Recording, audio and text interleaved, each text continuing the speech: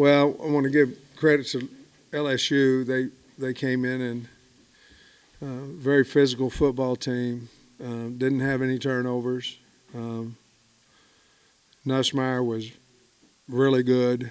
Their offensive line was as well. Defensively, we couldn't run the football on them.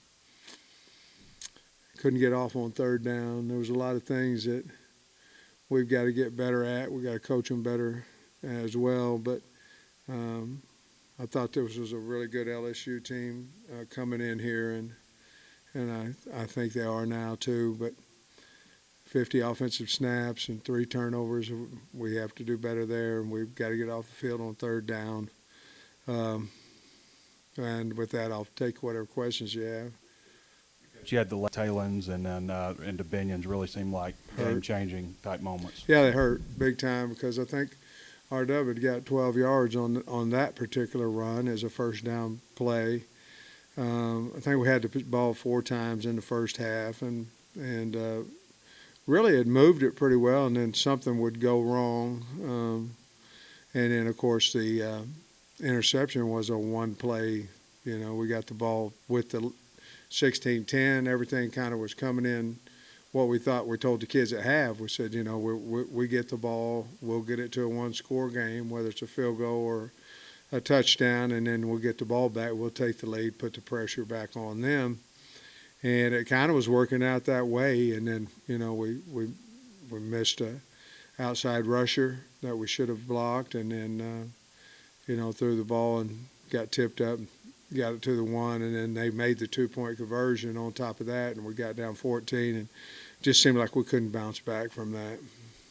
They had an 18-yard play, maybe like a 27-yard play, something like that, but that was all for big plays. Did it seem like Nussmeier was just taking everything you were giving him? Just taking what we were giving him, and I mean, they were throwing 8- and 10-yard hitch routes, you know, and you know, wide open. So, you know, obviously we tried some different things there, tried some man-to-man and tried some zero coverage, total coverage. They were Nussmeier was really good, and their wideouts were really good, and we've got to get better because we'll see a lot of that continue on down through the season, through the end of the season. About how you wanted to make sure to stop the LSU run game. Just what did they do, especially early? What did you see from the LSU run game today? I think their line's pretty good, really good. They ran the stretch play well. They ran it so well we knew it was coming and couldn't stop it. I mean, I thought their line did a good job. We didn't tackle particularly well. We made some hits in the hole that ended up 2nd and 4 and 2nd and 5. So I just think that their backs ran hard, their line blocked well. We missed some gaps, and we didn't tackle like we had in the past. What do you think was behind the slower game for your own run game today? Well, we didn't run it that many times. You know, we ran it 19, but then whenever you know, don't make good yards on it, you know, we did make a 12-yard run and fumbled. You know, I think that you know, the passing game there in the first half, I thought it was working well, and actually I thought we was doing pretty good job, and then we just stalled out and ended up having to kick the field goal. Unfortunately, we missed it, and then the second half he came back and made another one. But point being is I think we were just trying to do what we thought had some success. We were protecting it pretty well in the first half, and then had some breakdowns there in the second half. Do you have an update on Jaquindon? And even, you know, before the injury, he looked a little banged up. Yeah, I mean, he's had that ankle. He wanted to go, and he had practiced all week, and but he just got it tweaked up a little bit again.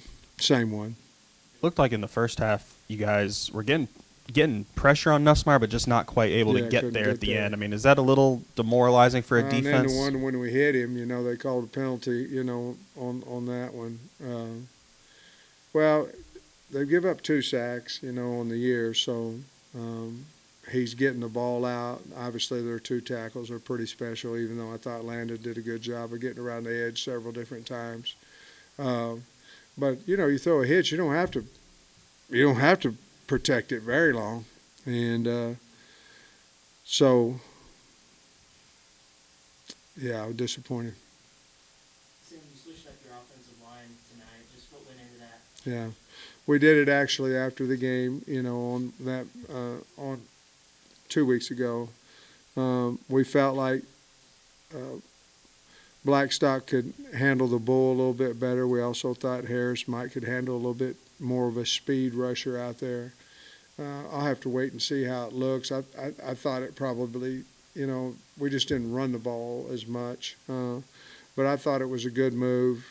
I think we'll have Kudus back the remainder of the year too, so he can add into that flow. But that's why we did it, just for the girth of E trying to, he's tall, trying to block a 330-pound D tackle, where we felt like Blackstock could do that. We felt like E could be a little more athletic outside against a smaller guy. You mentioned not running as much tonight. Was that solely just dictated by situations, or did you think you were going to throw it more today? No, I mean, we thought that we could attack their secondary. As long as we could protect it, we thought we could attack their secondary. But the game was just, when the time of possession is so, I think you may go, hey, this is what I know we can go attack, and let's try to see if we can get a little bit bigger play out of it. And I felt like that's what we were trying to do a little bit more than normal. And you can see that we're having a hard time getting off the field, and so you might think a little bit more of trying to quick strike and get more explosive plays. And we felt going into the game that we could do that throwing the football. Hey, Sam, going back to the pick at the goal line, Weeks, he was their defensive player of the week last week. He had 18 tackles, first career pick. But just what did you see of that play? Pretty athletic play, I thought, and just how game-changing that was. Well, it was a single off the to the field. We had inside zone read throw, a combination of read to throw. We didn't out to him, which we needed to. He came free, and we tried to throw off of him, and I believe he's the one who batted it up and caught it. Did somebody miss a block, or was that? Yeah, just we needed to get out to him. Yeah. And this is really the first time you guys, the other 2 games losses were very close. How do you? And I know LSU's really good. How do you think you guys respond to this? Because there's a lot of games left. I think we'll be fine. I still think we've got a good football team. I think LSU is pretty good. But I think we've got a good football team. We have to respond. I mean, we're going to Mississippi State, and then we got Ole Miss and Texas. I mean, we got Missouri. We've got Louisiana. We've got some good teams, but we can. We always want to go to postseason, and we can still do that. And our kids will be excited to try to get to postseason, and we've got a rebound next week, obviously, because Mississippi State, I think, is playing a lot better than what they did early in the year. Sam, what was your perspective on the Tyrone Broden play where they called targeting and then overturned it? Were you surprised by that? I was, yeah. I was. I thought, I thought it was a defensive player, but they didn't, and they looked at it. So, but I thought it was. Did Broden come back in after that He play? did. Okay. Mm-hmm. I think you had like maybe 3 hands on balls with your defensive backs early and in the first half. I mean, obviously you guys got to make a play somewhere. Yeah, I mean, there was several things early. The one thing, Trey, that stuck out to me was the third downs. And they're jumping off sides, and it's 1st and 15, and we're still not getting, they jumped off 8 times, and we're still not getting off the field, and it was, give them credit. Nussmeier's throwing the heck out of the ball, but we were just way off of them, and we tried, like I say, we tried to adjust it, but then they ran a stop and go on us, and so they've got good wideouts, and we just got to continue to get better there. What do you think of Talon overall, and did you feel like he was 100% with the meet? I felt like he was close to 100% because he practiced that way. I think I saw him limping a little bit after he got hit a couple times. But,